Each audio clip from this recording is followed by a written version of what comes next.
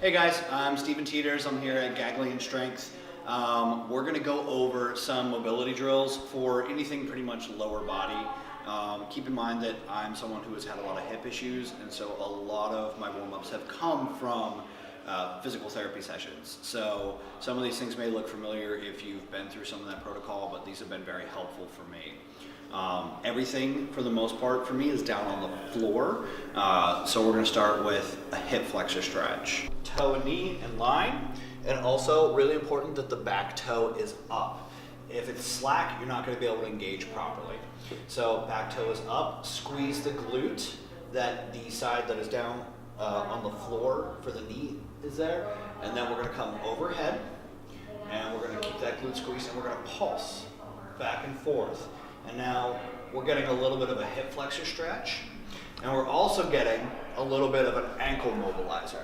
So we'll do 10 to 15 on each side, and then we'll move on to the next exercise. And I'm actually going to do both sides.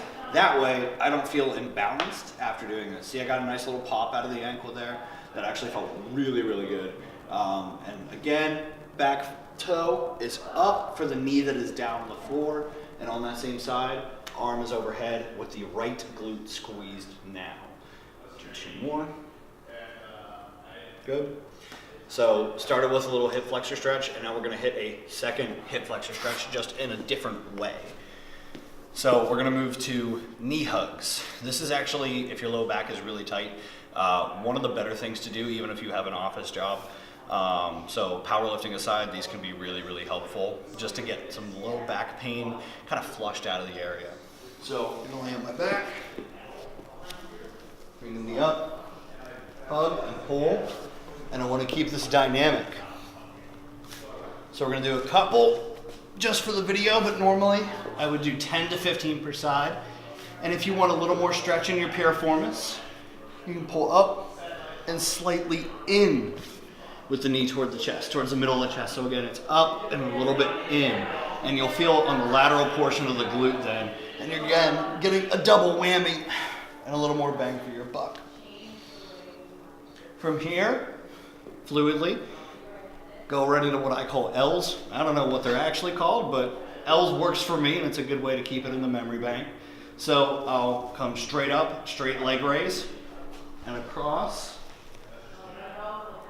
And you want to make sure that the arm of the side that you are pulling across does not come up.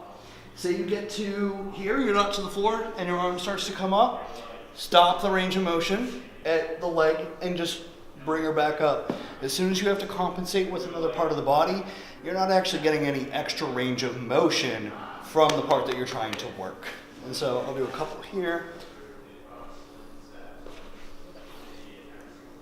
And I like to alternate normally, but since I am describing things, staying to the same side a little bit more. I'm going to pop up. We're going to go to our belly. And these ones feel wonderful for most people that have office jobs. This is going to get our glutes turned on and mobilize our hip flexor, our lats, pretty much a lot of the dysfunction that you get from being sedentary, it's going to go with that. These are called scorpions. So you're going to lead with your heel, then your glute and your hamstring, and come across to the opposite hand. So again, and across. Now I even just cheated a little bit.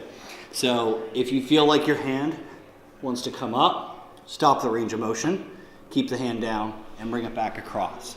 And you can modify these how you need to. So if you can only get glute up and across to there, that's okay. Stop the range of motion there. You're still going to get a good stretch. Do one more for good measure. 10 to 15 each side of those. Then we have adductor slides. So for this last one, take your shoes off, because generally your shoes don't slide on the floor well. If you have a mat in your gym that is smooth and is a stretching mat, that tends to help a lot. So you're going to be in a quadruped position on all fours. one foot is going to be out. And again, my foot's not sliding super well here, but you're going to push out and pull back in. Push out and pull back in. And you can hear the friction on the surface. Not the best for it. The stretching mats that you see in a lot of commercial gyms, those work very well. Or even like tile, linoleum, you'll slide right on those, any hardwood surface. And that'll open up your adductors. You'll do 10 to 20. If you're tight, do 20. If you're not so tight, just do 10.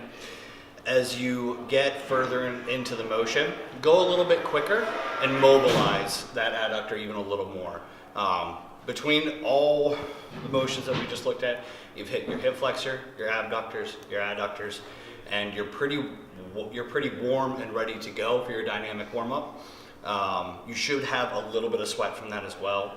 And then you'll start to touch the bar for either your squat or your deadlift.